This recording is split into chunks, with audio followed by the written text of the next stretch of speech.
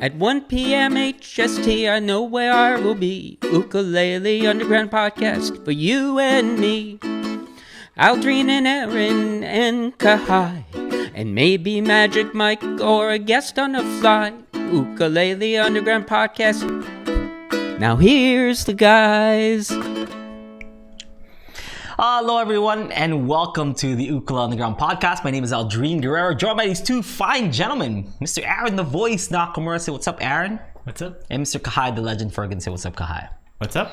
So you're gonna hear some noises because I'm sucking on a Ricola because I don't want the events from last week to happen where I was coughing like every 5 minutes. So I'm gonna do a little preemptive Ricola. You know, it's gonna kind of sound weird in the beginning, but hopefully throughout the show it's gonna be nice and smooth, right, Kalei? Yeah. Unless you take more Ricola. Just double down on it. So. You're just gonna hear small noises throughout the show instead of big noises every 5 minutes. Yeah, right? It's just like you just hear. Yeah. Num num num num num num. Right on, guys. Welcome to the Ukulele Underground Podcast.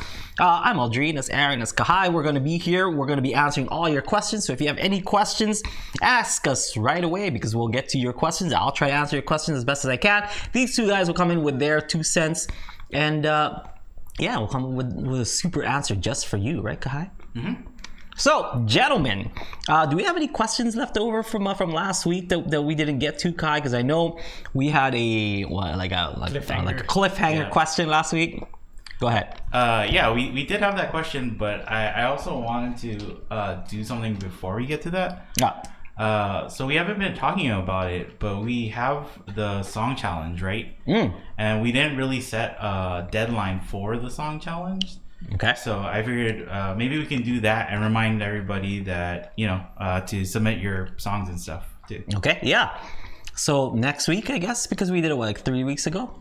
Yeah, I think so. I think it was around 3 weeks ago. So let's just do it for next week. Let's I don't have anything. Yeah, me neither, but whatever. Now that I know, now that it's due next week, we'll just do it next week because I don't want to do it 2 weeks from now because we might have a guest, and I don't want to do it 3 weeks from now because we might have that guest on that week. You know, like so it just depends.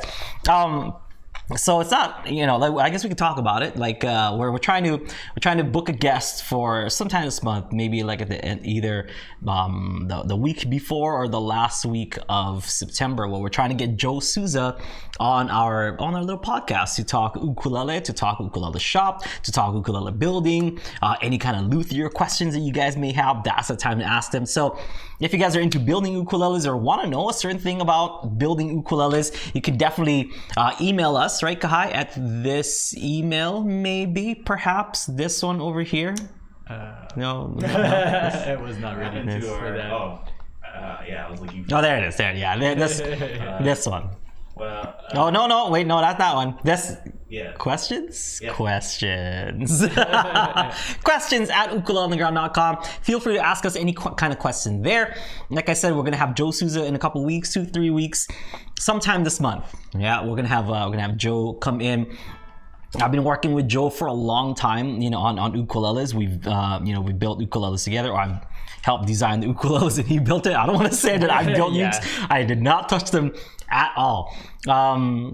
And it's it's been really it's been a huge pleasure actually, and it's kind of like a huge privilege to be able to to work with Joe on some amazing projects.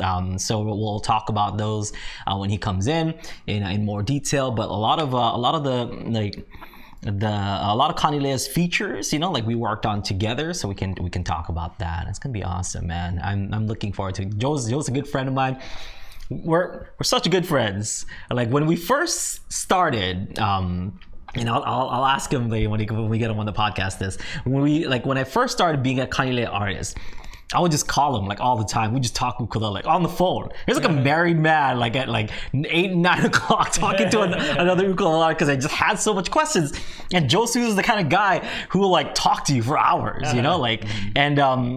and it was, it was kind of. You even have to ask him questions. Yes, exactly. He'll just tell you things, So it was cool. Like, I think we were talking so much at one point. Like, he got a new phone, and that like that plan back in the day where you have like 5 friends and you have like unlimited talk and text between 5 friends. I was one of his 5 friends that he had unlimited minutes with, and yeah, we talked so much ukulele. We've hung out. He's like a father to me. Like I call him my what do I call it? Like Uncle Daddy and Auntie Mommy. Like Joe and Kristen, they're family to me, really. Like not just Joe and Kristen, the boys are also family to me, and pretty much a lot of the people that work at Kalei I consider, my close ukulele family. So it's time. I don't know why we haven't had him on any earlier. It's not like, it's not like I don't have a direct connection with him or like a direct line to like, hey, Joe, you want to come in the podcast real quick?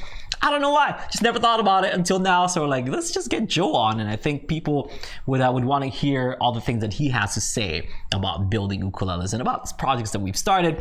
We're going to be talking about this ukulele and all the features like this awesome little armrest and stuff. This cool little bevel. Like we're going to be talking about that, like the significance of Brazilian rosewood and how I took all the stashes for myself. Like we'll talk about all that good stuff. So look forward to a future episode in the near future with Joe Souza. It'll be fun. Yeah, this is definitely the episode where like I think sometimes we kind of talk about builders make it for this reason or this, but then we're like, but we're not. Now's the time. We're not builders. Sure. Yeah. But Joe is the one to ask. So, yeah. I have built an ukulele, but I have not built a Kalei ukulele. Like I don't want that kind of responsibility, But I have built a uke before. But I'm not gonna say like, oh yeah, I've built ukes before. Like I'm an expert. I know what I'm doing and stuff. It's like. You've had input on ukuleles. I've like sanded it down and cut it and stuff and all that, all that good stuff. But not Kalei. Not Kalei ukulele. No, I've only had inputs in Kalei ukuleles, and we'll reveal those inputs that I've had a part of. Like it's like the what is the Ralph Wiggum? I helped. I told him you should use this one and then use lacquer on it. He's like, yeah, we'll do that definitely. Yay, I helped. Use lacquer. we'll do our regular UV finish. And then as soon as I left the building, they're like, we're not doing that, right? Yeah. But it should be fun. I'm looking forward to it. And not just like building wise, but I don't know, we got to have them back because we have so much stuff. We've traveled the world together. We've been to he was there, he was the guy holding the camera and filmed when I proposed to my wife. Like he's like family. So there's like so much stuff that Joe and I can talk about. So I'm pretty excited. I think like he's up there in the in like the Jake Shibabukuro category of like, man, I can't wait to have this person on the pod because like I know this person personally and we have so much to that I would like to talk about on the pod, just to have things on in not in writing but like in record. So it'd be nice, right, Kalei? Yeah, Yoda brought up too about how he said you can also ask Joe about his quail forest on the Big Island too. Yeah, and there's we're definitely gonna talk about that. Like that's a guarantee. We're gonna talk about the ranch. We're gonna talk about all that stuff. Yeah, I think this episode is probably gonna be one like the Craig and Sarah one, right? Where we're going and then we're like, we got to end because of the time, but like we want to have you back on anyways because there's just so much more that we want to talk to you about. And then like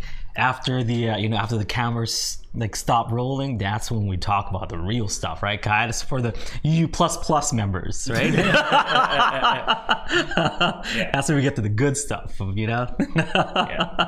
right on, guys. Welcome to Ukulele Underground Podcast. Yeah, we are live, so we have a live chat. Type in the chat when you guys, if you guys have a question or anything like that. We will answer any questions that were brought to us over email, over the UU Plus forums, or however we may get them. We try to answer it as best as we can. Kalei, what is the cliffhanger from last week?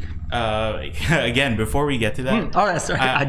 No. Show mode. I left the email up on the screen because I saw somebody ask if we saw their song in the YouTube comments, but I don't know where they sent it to. So like for anybody who's trying to submit a song for the song challenge to, and you're not a UU Plus member, this is like use the questions at Ukulele Underground email. Okay. That goes directly to Kalei. Kalei checks. We can sort it. So if you want to, that's Kahai's personal email, I guess, right? Like people want to talk to you and stuff. like just to say like what's up or hi or whatever. Like, I don't have a question. I just wonder how your day was, Kai.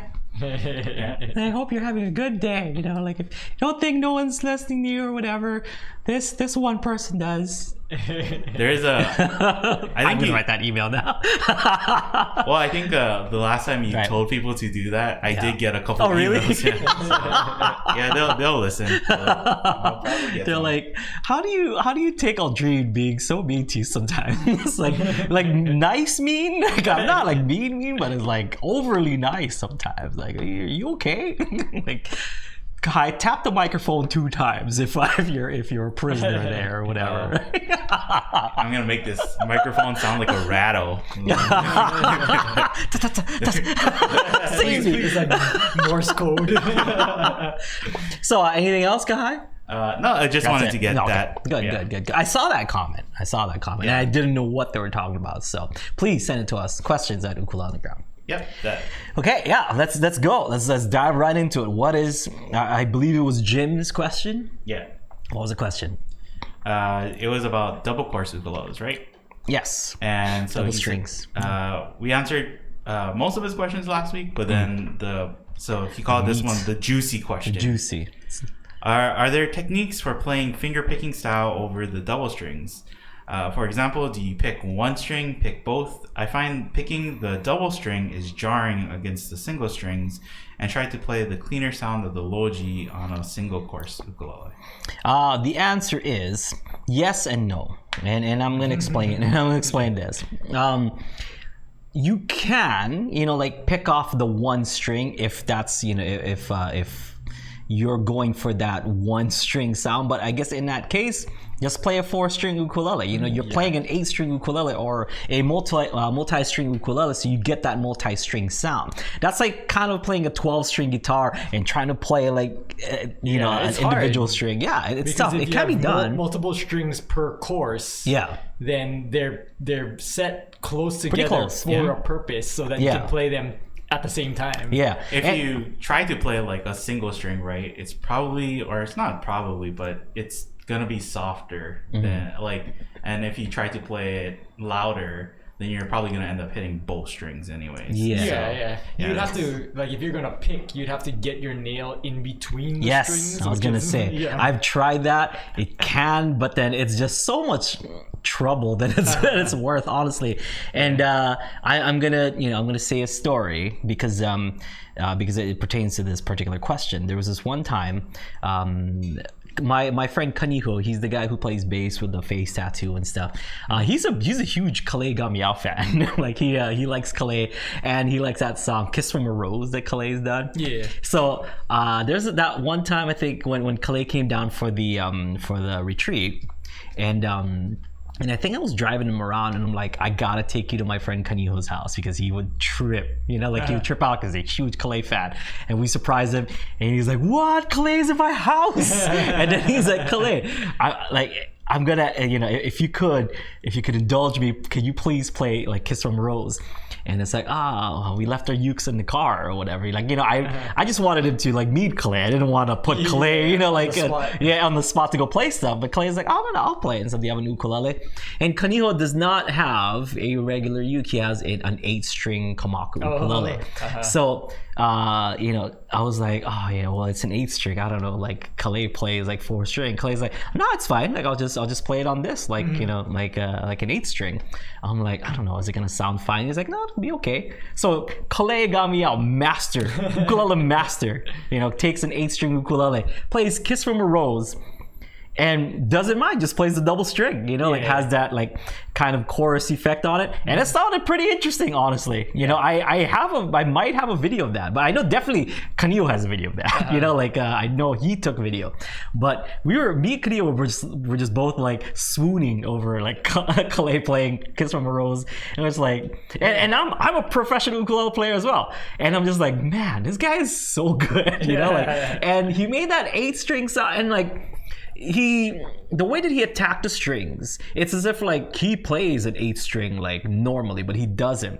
He just played it normal, as if you were playing a 4-string, but kept the 8 strings in mind, or the double strings in mind. Still played it, made sure that it's heard, but then his attack is so good. Like if he needs to, just get it nice and soft, he would hit it with just the, with just the flesh. He would get the nail sound, and whenever he does like the, the strums. But for the most part, he has that technique where he does this like thumb going down, so he gets the flesh from the thumb, and the pointer finger going up, so that he can get the flesh from the pointer finger. It's like a soft. Yeah. attack. So it kind of matched because if you did it all nail, then that chorus effect will be kind of amplified. It's like an amplified chorus effect. But in this case, because Kalei kind of played it a little bit more mellow than usual, it turned out sounding more like a doubler. Like I don't know if you guys, have ever used like a doubler pedal. It kind of sounded like that, but warm, like a warm doubler. Like it sounded good, like really good. Like I wish, if I can find it, I'll send the file over to Kahai and stuff. If I can find it on my phone. But yeah, it was gorgeous. Like I was, I don't know, I felt a little embarrassed because I'm like, no, Kalei Gabriel does not play 8-string ukulele. Are you kidding me? Embarrassing me for my guests, But no, he played it like, like a true pro. Like a pro. He's just like, oh yeah, whatever, Say, I always say, like, our true artist can make a masterpiece from any paintbrush. And he was given an 8-string ukulele, still made it sing like a little bird. It was nice. So to answer your question, yes and no, you can, like, I don't know, like, why would you want, I don't know why you would want to do this, but I guess you could, like, work on just hitting one string. You could, put your nail in between the, between the notes, or maybe hit it at an angle that you're only hitting one, but you can really only do it on the A. I guess you could do it in the E. I don't know, it gets complicated, but you could. But I'm saying, why would you though? Is what I'm saying.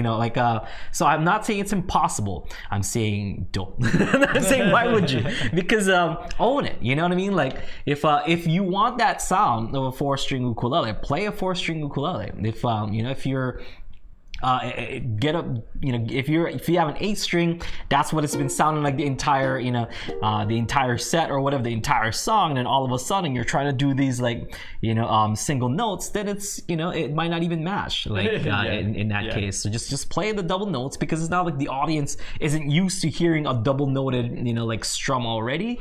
So it kind of goes with how the song or whatever you're playing sounds in general. So I think there is some certain techniques, but just play it as is, because that's what Taimane Gardner does. She has that double G or whatever, plays it like a normal G, and no one even know. I didn't even notice that she had a double G. Low like G. A low G, a double low G. And when I toured with them, and so both me and Kalei were like, what is that? Like, why would you have 2 low Gs? She's like, it just sounds good. And I'm like, I can't argue with that. You know what I mean? Like, she does.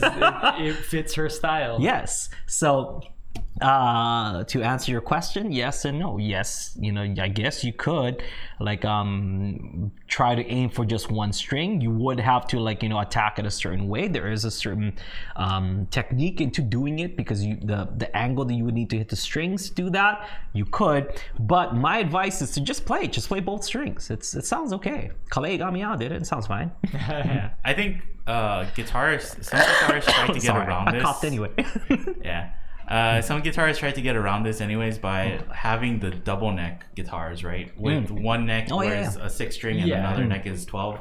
But then even then, if you see them playing, I know Christopher Cross plays one and stuff, but usually I think they play they're like, I'm gonna play this guitar for this one song, and then I'm gonna put this guitar away because it's really heavy and cumbersome. It's sort of kind of like you use a specific tool for a specific purpose. Yeah. And then in the event that you don't have the specific tool, you use whatever is available. Yeah. I guess you could hammer with the back of the screwdriver, right? You could hammer stuff in, but it's like you would use a vice grip for a very specific purpose. Yeah. And then if you don't have anything else, maybe you would just use the vice grip, right? You don't have your toolbox. If you don't have the correct tool, you might consider using it. If not, don't use it. I think in that same vein, right? The person who is proficient at whatever, the same proficient at playing ukulele, proficient at working with tools or whatever, they'll just tell you to just use the tool that was made for it, right? That's the way just you makes should life do it. easier. If you have it, just use that. But then, this is just something that you can do when you get proficient enough, and it's just like, well, I don't have it, so I'm gonna use whatever I do have. Yeah. So to hopefully that answers your question, because really that's it. Just press. No worry. And like you could try for the 1 string, but if you hit 2 strings, it's fine. Just make like you meant to or whatever. It's fine. Just play. No worries. Just press. Right, Kalei? Mm-hmm. Ultimately, that's pretty much the answer to every question. Yeah. Right? You just press. Just go play. Don't worry about it. Just play. Okay, next question, Kalei. So this one was like a follow-up to when we talked about holding the ukulele, right? And properly. I found the soprano to be a bit paradoxically the hardest to hold comfortably. When sitting and holding on lap, it's hard to keep decent posture since you're leaning over such a small uke. When standing, strumming is fine, but the fingerstyle is hard to find enough surface area to grip with your forearm. Oh, and unless you're playing like Otasan, like with your thumb. So this one was from Taro. Okay, that very question is why I brought my personal soprano ukulele with me here. So this ukulele, let me kind of show you how I hold this. So I hold it just like I hold my my tenor. It actually depends. So the lower bout, like I mentioned last time, goes on the leg like this. So if anything, I might like lift up my leg a little bit. I might like step on something, lift up the leg. Same thing, forearm goes right here. So pointer finger points where I'm supposed to strum, forearm goes down. So unlike my tenor, which would be right here on my forearm, it goes about right here because just you're going up the neck. See, I notice a lot of people in the private lessons when their elbows are like out like this. Like I don't know why, like, but you can kind of relax the elbow and just if I took off my ukulele, like this is my relaxed state right here. Yeah. This is my relaxed state. So just like when when I put my ukulele in front of me and I put that there, it still looks relaxed. Like this doesn't look relaxed. It looks like I'm about to, I don't know, like grapple somebody. Yeah, chicken wing, grapple someone. But it's kind of like this. My pointer finger is here where it should. So just like how we explained how to hold an ukulele 100, take your pointer finger, place it, right there with a sweet spot to strum.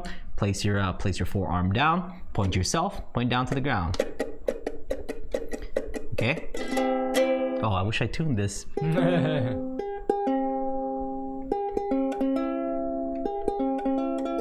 There.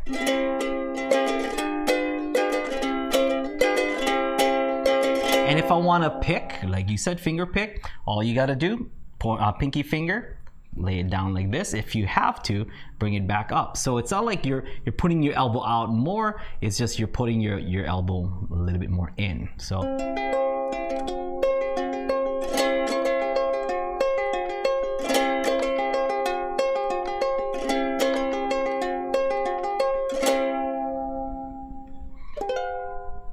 Okay. So actually, it would be a little bit more difficult if I'm playing with the thumb, like Otasan style, because I would have to extend forearm wise in order to get underneath here.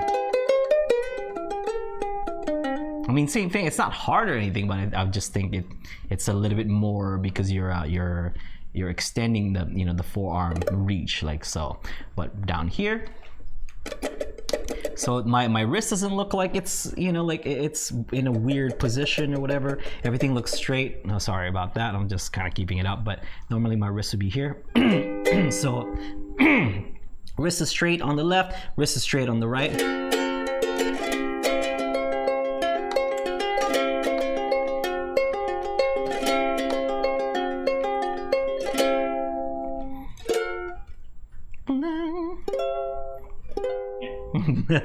The other part of his question was, or like he mentioned standing while playing the soprano too. Yeah, so. Standing while playing the soprano. Okay, I don't have to stand. So it's just like when you hold it. So instead of it, of you holding it from up here, you're going to be holding it from down here instead. So here, forearm goes right there, and you're gonna bring it towards yourself. the neck of the ukulele moves forward a little bit. That's how you're gonna get that straight, that straight wrist. Because if you're holding your ukulele towards yourself, that's when you're like doing this and there's not a lot of room or whatever. I think that's what most people do. But move your ukulele forward, like so that if you watch me play, it looks exactly the same as I'm playing, my tenor ukulele.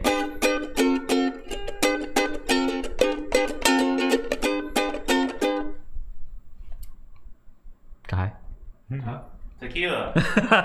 So just like that, right here, forearm.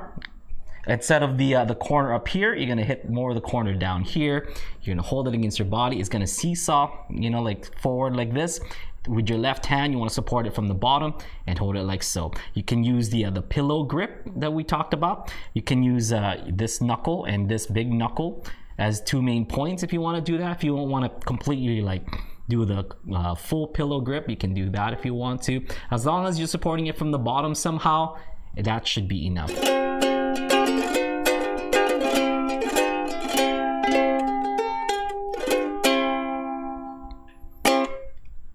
And that's soprano ukuleles. And I mean, if I were to hold my ukulele, I'd do it the same exact way. If I'm holding it without a strap standing up, hold it from the side right here.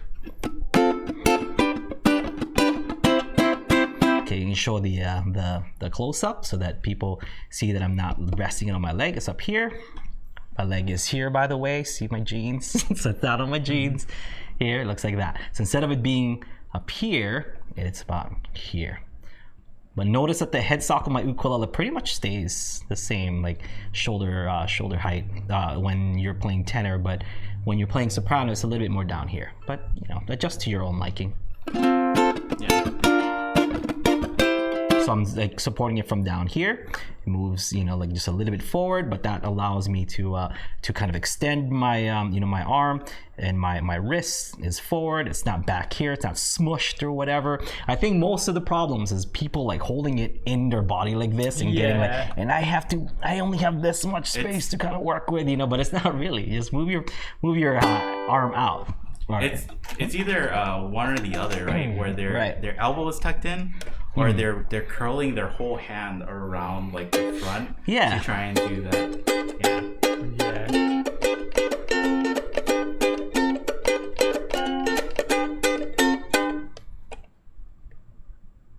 Tequila. Yeah. It's like a like a sneeze that wants to come out, and just if you don't say it, it's like holding a sneeze in, man. So that's how you do it. Honestly, it's not it's not too bad. Watch Aaron's, and I keep telling everyone this, watch Aaron's video on how to hold an ukulele. You're like, what? It's 8 minutes or something. How long is that video? 12 minutes. 12 minutes. You're like, what? 12 minutes on how to hold an ukulele. But it's seriously the most informative how to hold an ukulele that I've ever seen in my life. I'm like, yeah, like that. Hold it like that and you should be all good. And he explains it with a tiny, tiny ukulele. And the way that he plays the tiny ukulele, it works. It's even tinier than this, and he's holding it correctly. It doesn't look too awkward or whatever. It's and it's fine. Check that out. That should be the link should be in the show notes or in the description. Mm-hmm. And then on the kind of the same point, Marima said, "I'm holding my uke with my headstock up near my shoulder. Is that wrong?"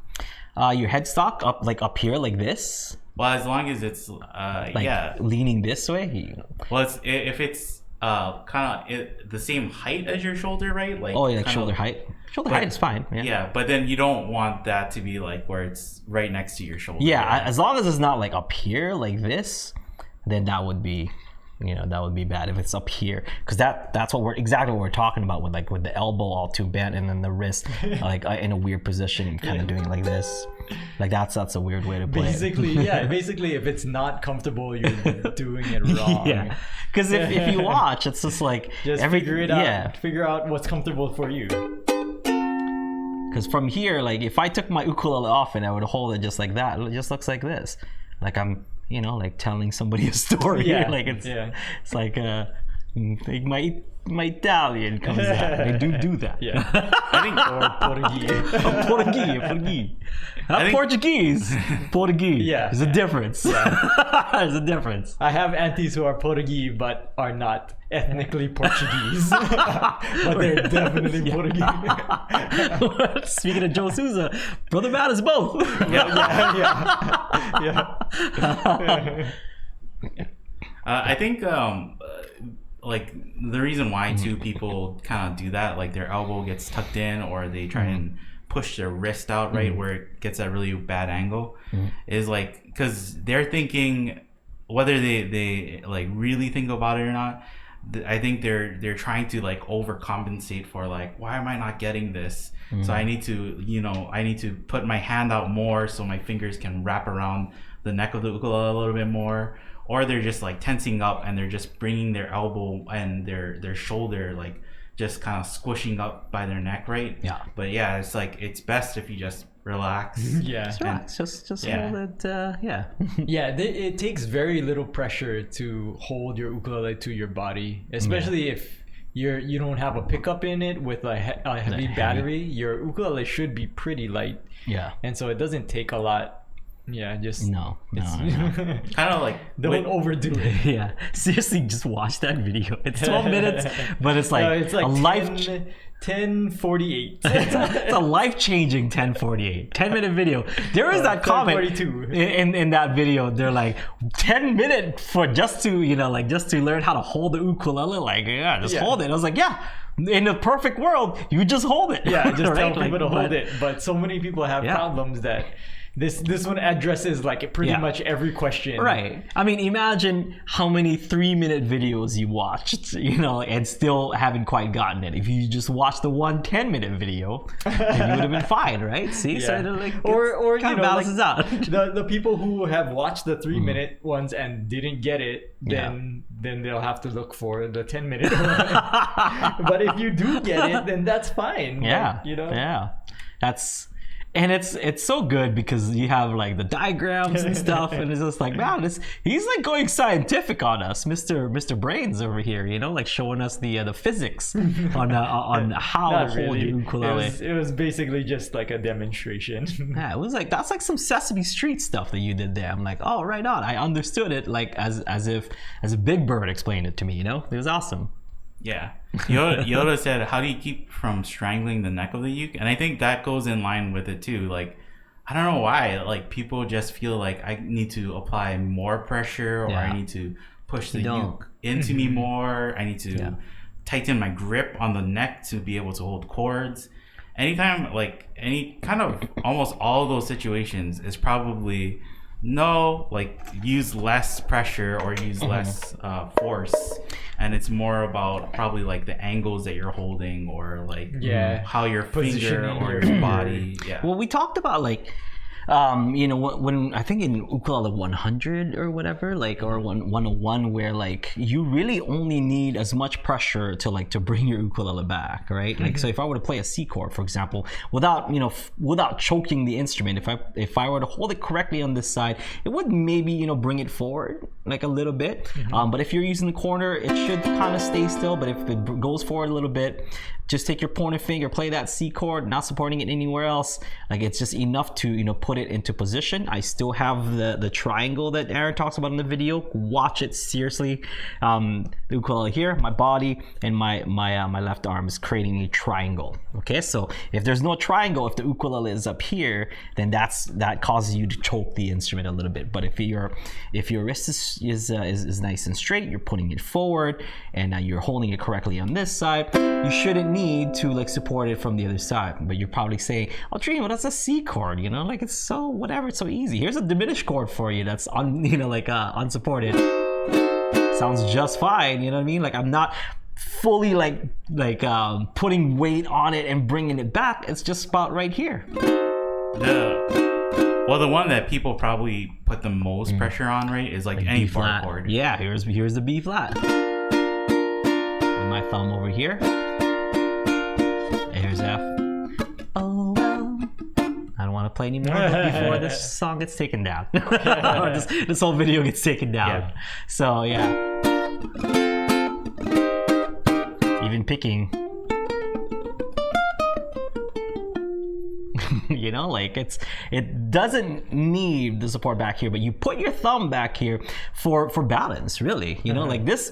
And although I comfort. can play it like, you know, it seems a little unbalanced, but with my thumb in the back, it's a go. You know, like in comfort, like you said, in comfort. And it's like people think too that your thumb is being used to hold the ukulele vertically. No. But it's more of like just kind of like a counter pressure to the force of your fingers, right? So that's the balance you're talking about, and it's not you're not strangling it. It's just very light. Yeah, and I talk about this, you know, this corner thing here, because you should be able to kind of play ukulele one hand, or like if you're holding it correct, it can move forward if you want it to move forward. It can just kind of stay still as you strum it. And the reason why I tell people this is because I always see a lot of people support their ukuleles with, you know, with this side, which is fine if you're supporting your ukulele with, you know, with your palm. But if you're supporting it with your palm, then you're playing like a B flat chord, for example, that might be why you're having some problems, you know? Like if you can support it from this side and it's just, you know, staying in place, playing your B flat chord nice and straight with your thumb supporting it from the back rather than supporting it from the bottom, your fingers are a lot more straight, a lot more extended, so that you're not going to be muting any of the strings. So F looks like this, as opposed to if I had it forward like so, because it would fall down. I'd have to support it with the bottom. F would look like that. So whenever I see like a private lesson and the students like wrist is up here, I know exactly what's happening. You know, like we gotta learn how to hold it on this side in order to get that wrist down, making it look nice and relaxed. Even when you're doing that, right, you're doing another like kind of faux pas where your elbow was like wrapped around the bottom of the ukulele. So it's like, it really is. I know there's people who are like, I've been playing for 5 years, and then we tell them like, you might want to like learn how to hold your ukulele, and they get insulted, and it's like, yeah, it's understandable because you've been playing for you know so long, but that's just foundations are where everything comes from. So if you're having a hard time holding a chord, it's probably the fact that you're not supporting your ukulele correct with your right hand too, or your right arm. If you just backtrack a little bit, it will make everything going forward a lot easier. Get your fundamentals right. I mean, I don't know. I always get that. Like, I've been playing for so and so years and stuff, but like I've been playing basketball for like 30 years. Yeah, and let's just say that I've been playing tennis for about 20 years or 15, 20 years. And I'm like, I do not look like somebody who's been playing tennis for like 15 years or basketball for 30 years.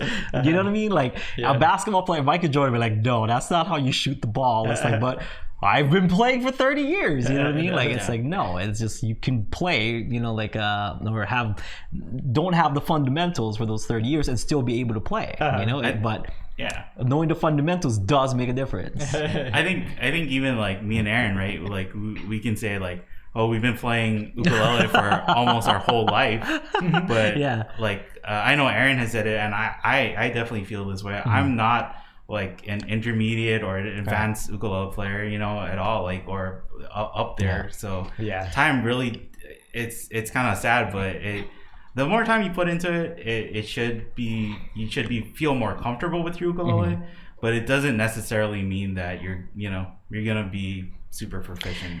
Yeah, I think it makes a difference as far as like how comfortable you are with the instruments and like, you know, how comfortable you are with the chords and stuff like that. But it doesn't necessarily make because I mean, I know like there are some things that I do, although I've been playing professionally for like, you know, for over a decade now, but there is still like my stray pinky finger like goes all over the place. Any good guitar teacher would tell me, like, oh, that's don't do that. Or even like Jake, you know, like Jake's been my ukulele teacher since the beginning, and he'd be like, oh, Aldrine, that looks terrible. Don't do that with your pinky. Now everyone's gonna go back in the videos, they're like, huh, Aldrine's pinky does look terrible. And that's the thing, I'm willing to be like, hey, you know, I know where my weaknesses are. So we talked about this before, right? Like Andy McKee, somebody was like, "Oh, you shouldn't put your pinky finger on the body of the guitar." It's like, are you really telling Andy McKee, like one of the best like finger picking guitarists out there, that like how to play? It's like, okay, yeah. Why does island style sound so weird, John Cruz? Yeah. My ukulele club always plays it in C. Why are you playing it in like B flat or whatever weird key that you're playing in, John Cruz? Why can't you just play it in the key that you recorded it, right? Yeah, John Cruz, how dare you? This doesn't sound anything like the song. I know the song. Yeah. Okay. But yeah, so do we have another question, Kahai? Hopefully that answers the question. Yeah, we have a few more questions. So Scrambled Egg said, I'm learning my scales and I feel like I memorized the patterns, but I don't really know the scales yet. What are some fun warm-ups or ways to play in the scales to get more familiar with it? A fun one. Well, fun for me might not be fun for like some people. A fun way of learning the scale for me is to is to do is to add one to the C string every time. I like to do that. So for example, everyone knows the whole like the that 0 2 0 1 3 0 2 3. So play that scale, then play it again, but this time add one more to the C string. So for example, you only go to the second fret on that pattern, 0 2 0 1 3 0 2 3, right? So this time you do 0 2 4 1 3 0 2 3. So not only are you learning that, because if you just learn this pattern, which is fine, but knowing where the scale is on all of your strings is very, very, very useful. So 0 2 4 5 next. So it looks completely different. Same exact scale looking completely different.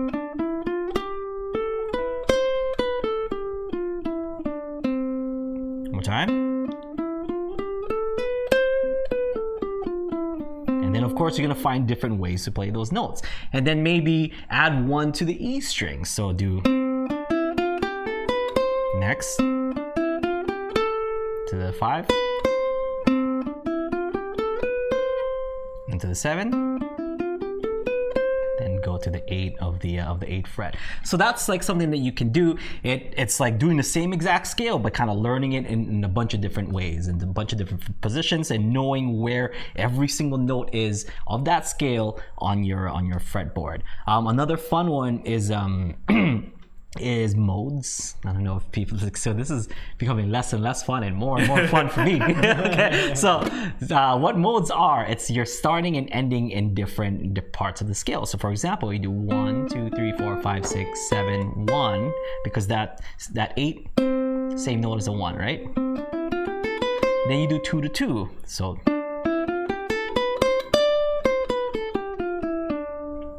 okay, and then you combine it with the other exercise of adding one to the C string. So instead of doing and then going straight to the open E, I might hit the E here. So that same scale looks completely different, and add another one to the C, but then this time in E.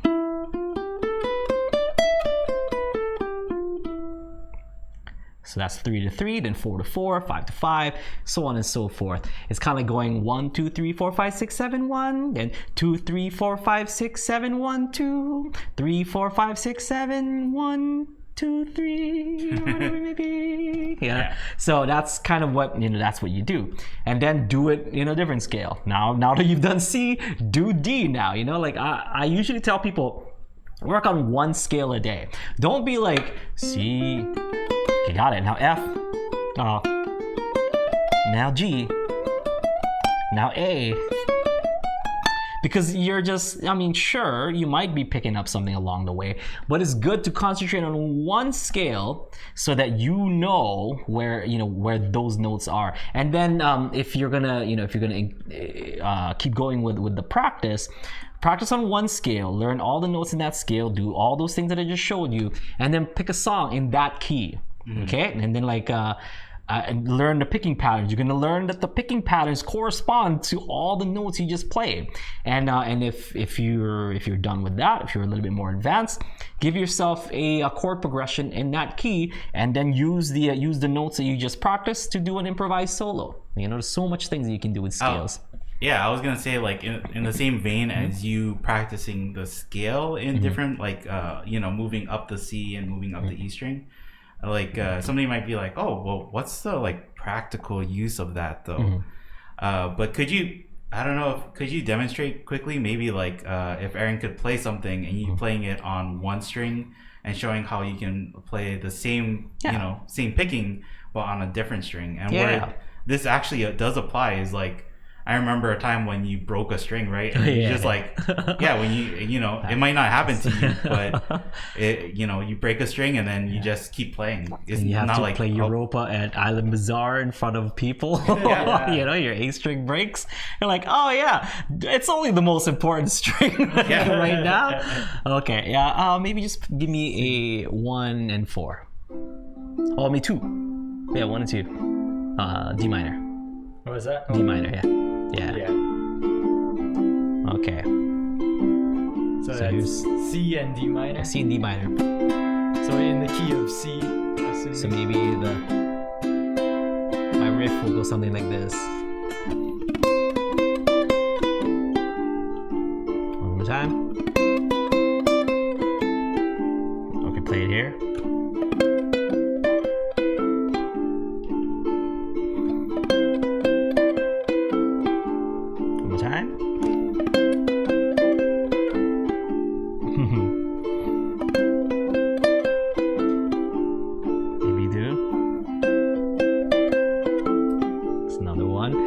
Exactly what Kai is talking about. Like all that stuff that you practiced, I didn't even use the A string, like in those alternate ones that I did. So I did, instead of going, so 2 3 2 3 5 3 2 0 3 on the E string, instead becomes 8 7 8 10 8 7 9 7 on the C string, or 8 7 8 10 8 7 5 3, or it can be 8 then 11 on the C string, then 8 10 8 11 9 7. There's so many ways to do it, and you're like, well, why would you play it up here when you can play it down here?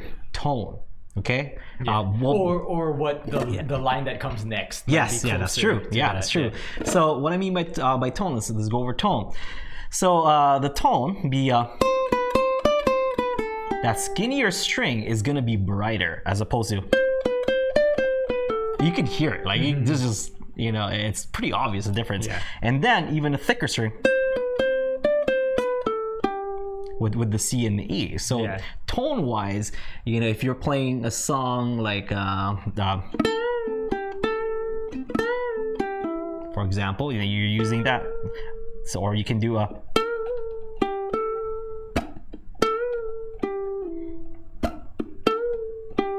it sounds a lot more like warmer than, see how bright that is versus, so depending on what you're going for.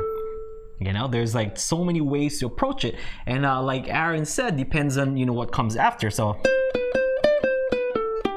if what comes after is right, so instead of going like I would have to go all the way up here, from here all the way up here, but instead.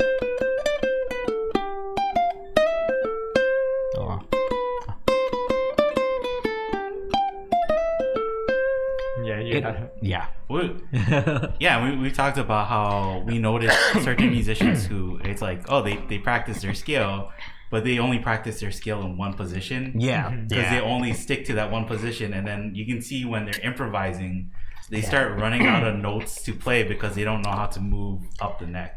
There's nothing more telling to me, and I don't want to like, call out. I don't want to call anyone, but like I talked about Kalei earlier, and me and Kalei we'll watch people, like play or improvise and whatnot, and the biggest tell is they're all good down here, but then once they start going up, it's all A string. It's all A string up here, and then like they go down, and then they're using the other string. So for example, we're playing C.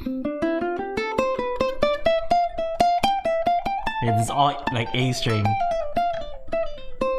as opposed to like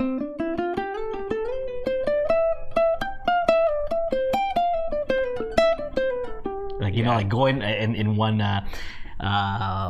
in one position up here, or like one position here, another position here, another position there. It's like once they hit this this C, it's like the it's first all, position, and then the rest of it just on the A string. It's like there's nothing more telling than like, you have improvised before, but like, even when you played it right now, right? Like you still made that A string sound melodic. Yeah. But then a lot of times people like this, they'll start. It's just like, oh, you're going up the scale. Now you're going I was down just gonna the say that like the one disadvantage of using the one string is you almost feel like you have to do it in sequence, whereas up here, like you can skip, you don't have to do it like in sequence to the scale, and there's more freedom by doing it in different positions. I don't know, but yeah. And also, if we're cutting heads, if we're doing this improv battle or whatever, and I see that, I'm gonna take advantage of it. I'm gonna do something where I'm gonna use multiple, multiple strings or whatever, or I'm gonna like do some harmony. I'm gonna do it so that like I'm gonna force you to either go up or lose the battle. I'm gonna take advantage, and I'm gonna exploit that weakness, Kai.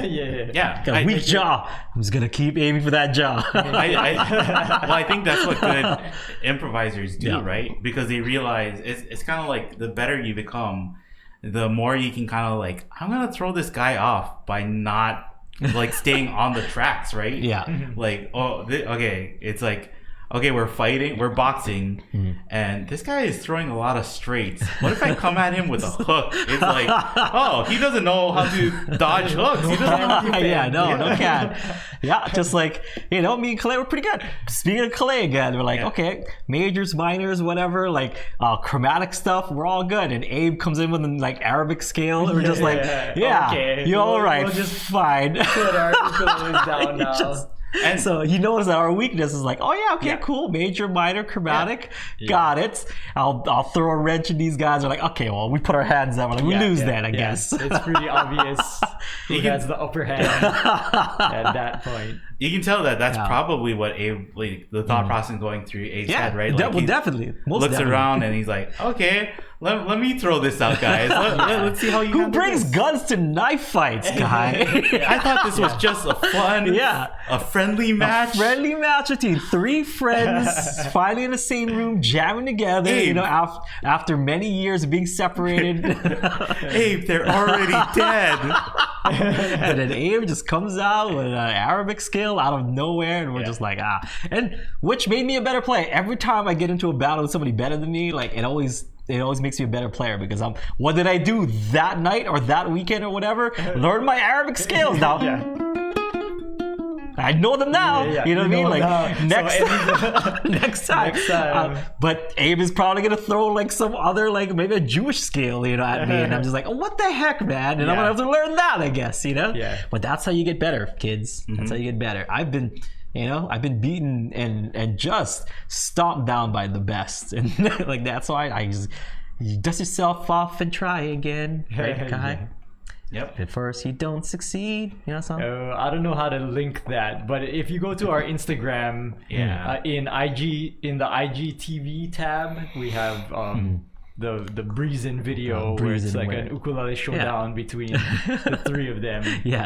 And just talking about that process, I like, even like Abe was thinking afterwards, like, because you kind of want if you're doing a battle, you kind of want it to progress, right? Start off kind of easy, see where everybody's at, move it up a level, see if everybody can hang, move it up a level. And then I think Abe got to that point where it's like, well, we did everything.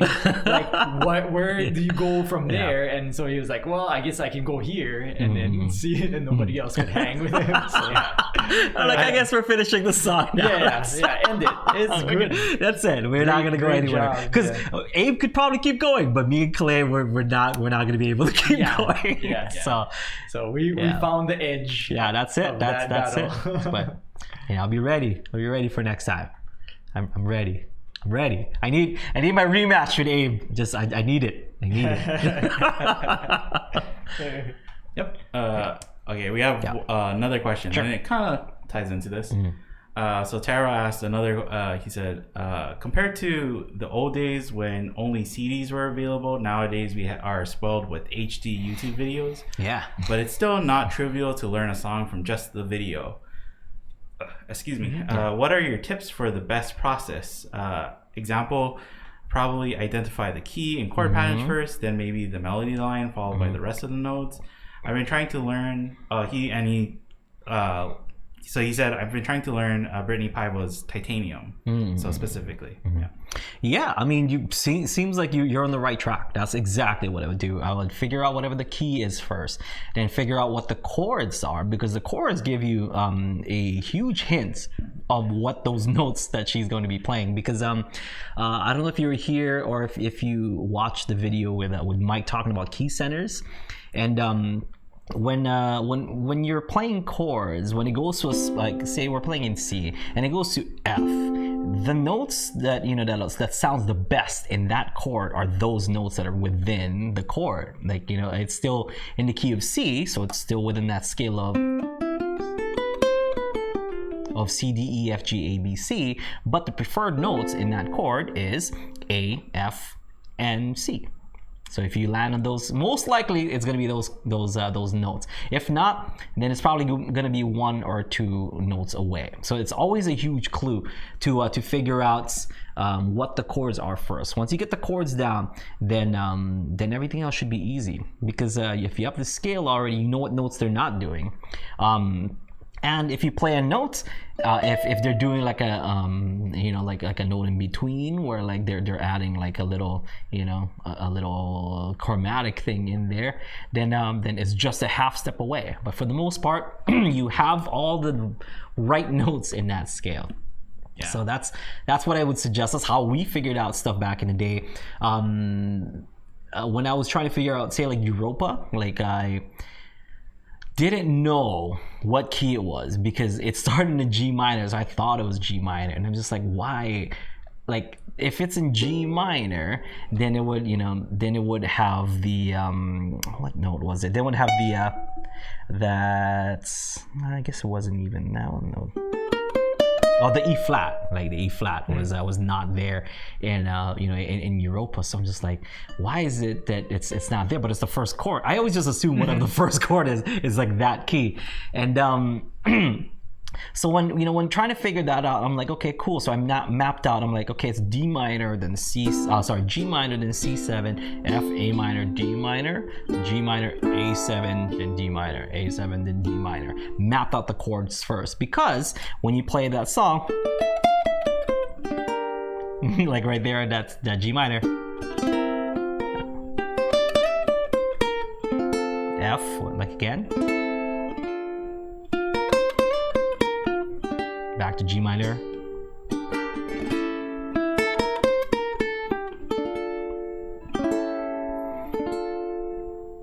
So it just makes sense, even though if you don't know the key, the key will definitely tell you what the chords are. But if you get lucky in finding out what the chords may be in that song, or what sounds similar to it, you might be able to figure out the notes from that, because the chords are a huge hint of what the note is going to be.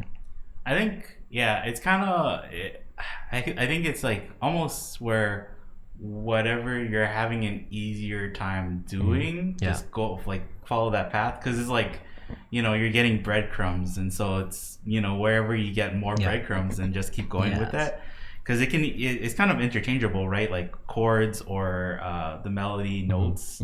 So because like sometimes you could be listening to a song and it's like really melody heavy, but there's no chords being played behind it, right? And it's just like in that case it'd be kind of, it's almost like you're painting without numbers. Right, you're just you would be putting paint there and being Is like, it this one? Does Is it it stick? this one? Maybe this one? So it's like, I think it's kind of like whatever you are in the mode of like, okay, I'm figuring it out.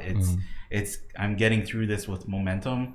Yeah. Like just kind of keep following that path, right? And if you hit a roadblock, then that's where you might want to switch off to like, okay, now I'm gonna try and figure out the chords, or now I'm gonna try and figure out the independent notes. You know, figure out the key, which then gives you the notes to the scale, which then gives you the chords. Because if you have the notes to the scale, you have the chord family that you can figure out, and then you just need to figure out which one of those chords from the chord family is the chord that they're playing. And if it's not in there, then it has to be one of there's some special chords in the chord family that you can go in. In the example of Europa, at A7, not necessarily in the G minor family, because it'd be A minor. Okay, but in this case, they're kind of dipping into the harmonic minor. But that, I don't want to get into like advanced music theory. But there's just know that if you have the chord family, that's huge. If you have the key that's a great word for it, because the key unlocks everything in the song. You know, like that's, once you figure out the key, you're all good. Yep. It's kind of and it's just like so we also get like questions, you know, where it's like, oh, how do I figure out this how do I figure out the key if the chords are so complicated, like there's all these extensions or all these different types of chords. But then that's kind of where it's like, okay, just boil it down to the simplest, take away all the extension names. And then even if the key or like the chords dip into another key a little bit, try and find which chords are being played like the most, or which ones seem to be like the ones that, we call it, or like you would call it home. Where do you keep going back to that? It feels like every time you land on that specific chord, it feels like you're just ending it, or like that's the phrase. Yes, Kalei, good job. Actually, Europa does start on the D minor though, right?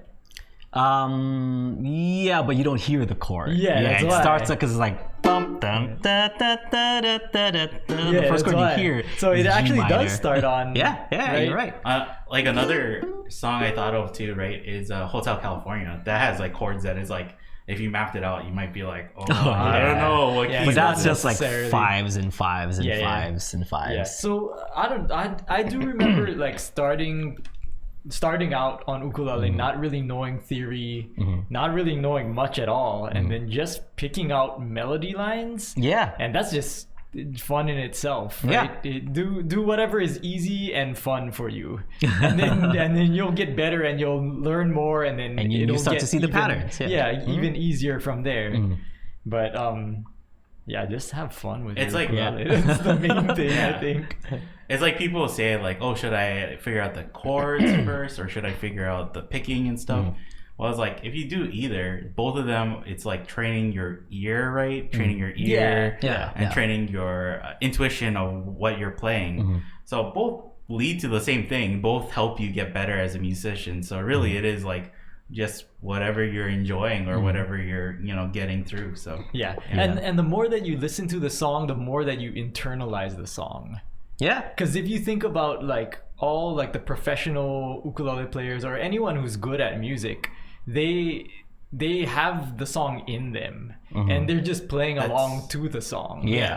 That's like that's a skill that people don't realize that musicians have, and that I don't want to say non-musicians, but people don't like actively train, right? Is your imagination of hearing the song being played. And it's the same thing as like an earworm, kind of like if you can just hum along to the song without the song being played in your house or anywhere near you, right? Like you can just hear the melody line and you can hear where it's gonna go. That's actually like a good thing, and that's like something that even some people, like when they're not musicians and you tell them to do that, they're like, oh, I've never done that before. You know, I just enjoy the song while it's being played, but I never thought about like, it's kind of like you catalog or you store the song in your brain for a later date.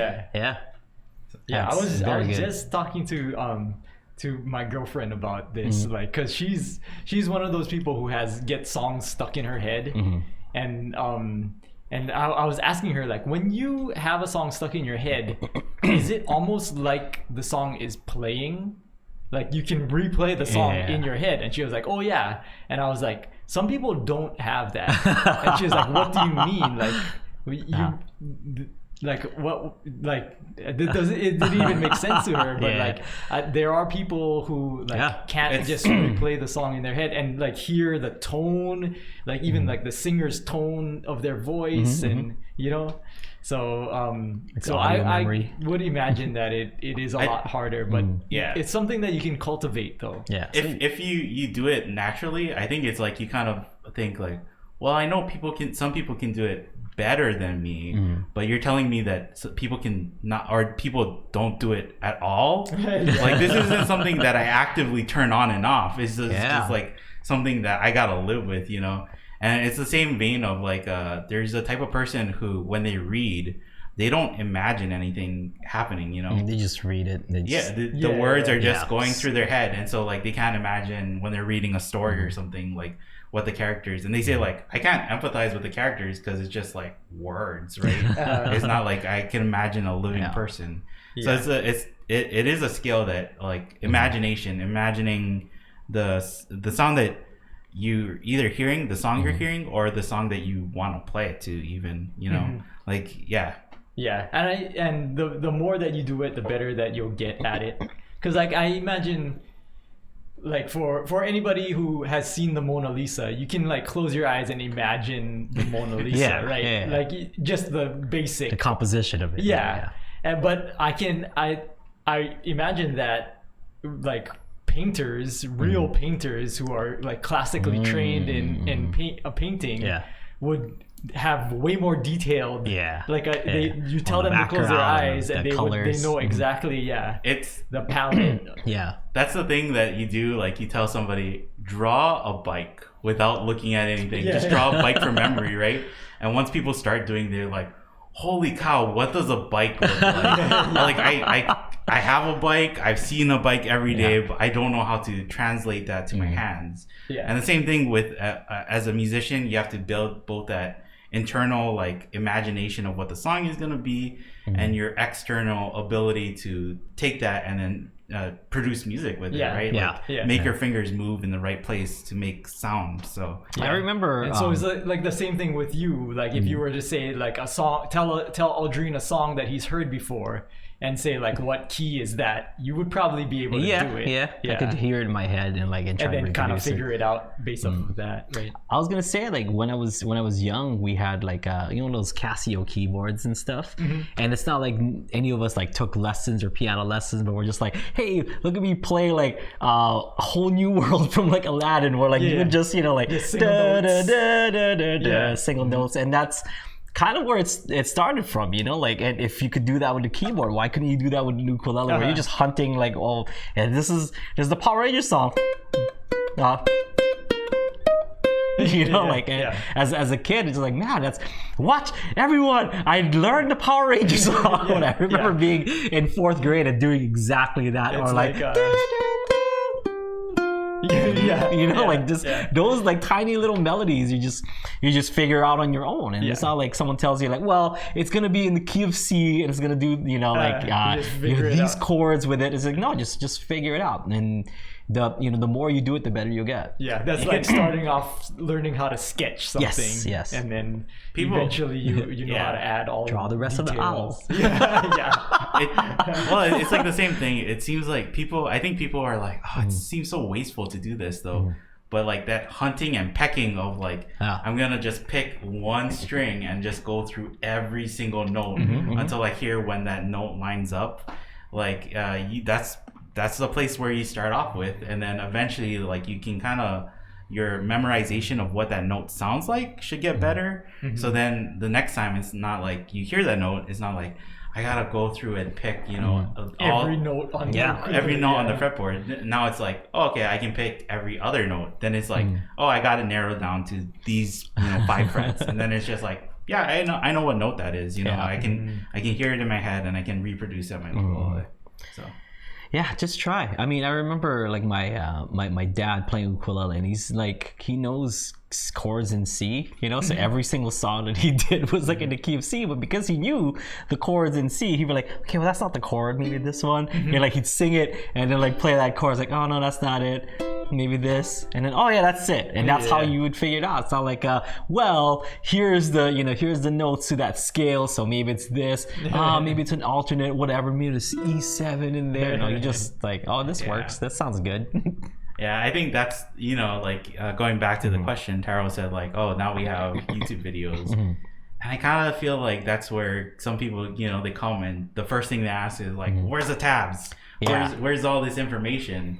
Yeah. But it is to be a better musician. And I understand some people don't want to get to the level of like being able to play just what they hear or, you know, play along with people. Yeah. But that it's so much fun. I don't see why you wouldn't try and get to that. Well, if I don't learn it within the 30-second TikTok video, Kalei, it's impossible.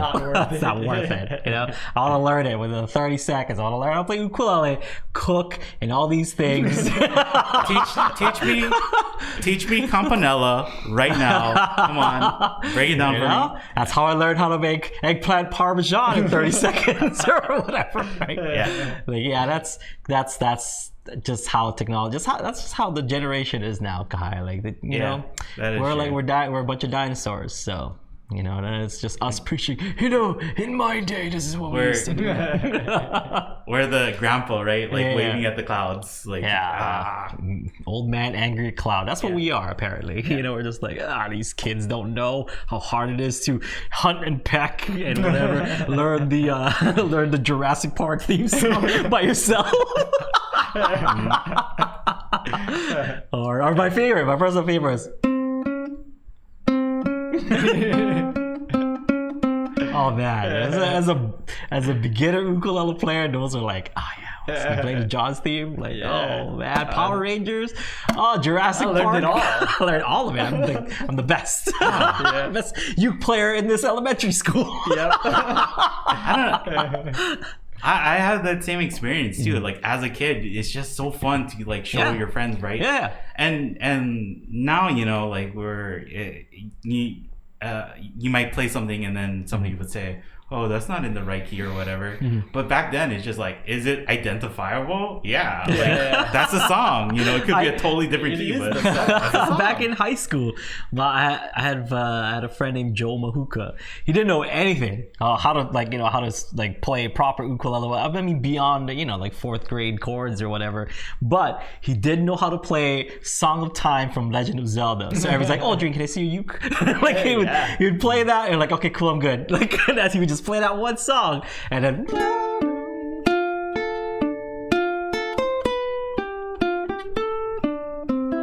and that's it. It's like, okay, good, I'm good. I'm like, yeah, you good? You scratch that itch? Can I keep playing TNC now and my Jurassic Park song?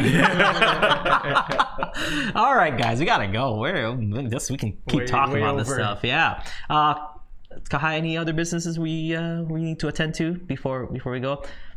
Next week, hopefully, another solo is coming up. And then I guess the song challenge is due next week. Yes. Should we make it the song challenge for us is due next week, and then in 2 weeks that's the deadline for everybody else? Yeah. Okay. And if Joe comes on the 23rd, we'll get them to do it on 30, and if Joe comes on the 30th, we'll do it on the 23rd. So just just turn it in. Well, we can make the deadline for everybody else 23rd. Just the 23rd, yes, right? the 23rd. Yeah. Okay, so we'll do that. Once again, we're gonna have Joe Souza on in a future episode, in a near future, sometime this month. So make sure to ask whatever questions that you guys want answered as far as ukulele luthier or building or woods or planting koa trees and stuff. knows all of that, like all the details in building ukuleles. Really ask. This is a master luthier that we're about to have, you know. So make sure you take advantage. We have like Kalei said, we have a new video hopefully coming out next week. We still have Hotel California. If you guys haven't checked it out yet, that's about a week old. That features Kawaii collabs, particularly Mr. Fingers, Mr. Daryl Raposo, one of my childhood heroes growing up. So make sure you check that out. It was a really cool duet between him and I. Anything else, Kalei? Can we quickly mention the giveaway? Oh yes. Yeah. I don't want to go away without mentioning the giveaway. So for those of you folks who are signed up for UU Plus in the month of September, you are automatically entered for a chance to win this beautiful soprano ukulele. Oh no, concert. I'm just so stuck on that. Yeah, we got K1 Concert Deluxe from Kalei Ukulele Concert Deluxe. Look at that prime curls on this beautiful instrument. It's just like, and some angles, you're like, oh, it's not curly at all, and then bam, what? It's an optical illusion. Ask Joe about it. So yeah, if you're a UU Plus member at the end of September, the month of September, we're gonna take all those names who are active members at the end of September. We'll put them all in a hat basically, and we're just gonna pick a name, and yeah, one lucky person is going to win this beautiful concert ukulele. Yeah. No purchase necessary, so you don't have to like sign. I mean, you should sign up because it's awesome. But there's a 2-week free trial if you sign up for. Is that a monthly or yearly plan? Monthly. Yeah, so a monthly plan, you get 2 weeks free. So if you time your 2 weeks within that time period, and the thing is, once you're in there, you're like, why leave? This is awesome. I can get private lessons. I can watch the UU Plus solos that Kalei keeps talking about. We're like, oh, I hope it comes out. Kalei works good on that. Works really hard on those. You should check those out. You want to learn how to play Campanella, like the Pokemon song with Campanella, you can do that. If you want to learn beautiful Kawaii, you want to learn some beautiful Hawaiian songs like Bailele for your hair, that's all in there. We have Every Day by Buddy Holly. There's so much songs that is in just in UU Plus, and Kalei works very, very, very hard for those. We have tons and tons of content from Ukulele Underground University. We have improvement systems such as practice sessions. We have Master Your Fretboard. We have Solo Secrets Revealed. So much stuff in UU Plus. Make sure you check it out. Sign up because this month we're giving this away. Okay? Yeah. So I already gave you guys the details. Also, if you guys want to check out the in-depth details, you can always check in the description, right? I don't know. Or the show notes. Do we have that ready yet? Yeah, we do. But if not, we'll put it in there when we do have it ready. Yeah. But then I wanted to mention, because I think Glenn asked either last week or a couple weeks ago, what if you're already a UU Plus member? And if you're already a UU Plus member, you're already entered. You're in there. As long as you're still a UU Plus member by the end of September. Yeah, what if their subscription expires in September 20th, Kalei? Are they still entered to win? I think we're just going to look at everybody who subscribed on the 30th. Of September. Okay, so the 30th of September, if you're a subscriber at that date, that's how your name gets in. Mm-hmm. Yeah, active subscriber. Yeah. So there it is. Soprano I keep saying Soprano. K1 Concert Deluxe, not just K1 Concert. K1 Concert Deluxe. Yeah. Oof, beautiful thing. Mother of Pearl K, ebony, just gorgeous.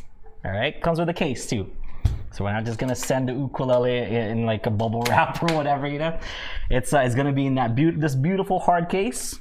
Yeah. Comes with that, Here's all the details. If you guys want to see all the details on the about the ukulele, it's right there. That tells you what it is. It's K1 Concert Deluxe.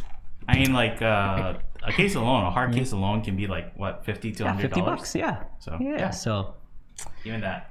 Yeah, the uke itself is it's like $1,200 or something. Yeah, like it's valued at over $1,200, Yes. $1,500. So it's It's a nice prize. Like, it's a nice prize, not price. Prize, nice prize. Make sure you sign up for UU Plus. Tons of content. Even if you don't win the ukulele, you win tons of awesome content. You're still the winner, right, Kai? Yeah. Yeah, you can go and learn yourself a Campanella Pokemon song. But until then, we'll see you folks tomorrow for a little Friday Live Jam. Thank you so much for everyone who joined us last week for the open mic. If you want to join us on that, or if you're like, what is an open mic?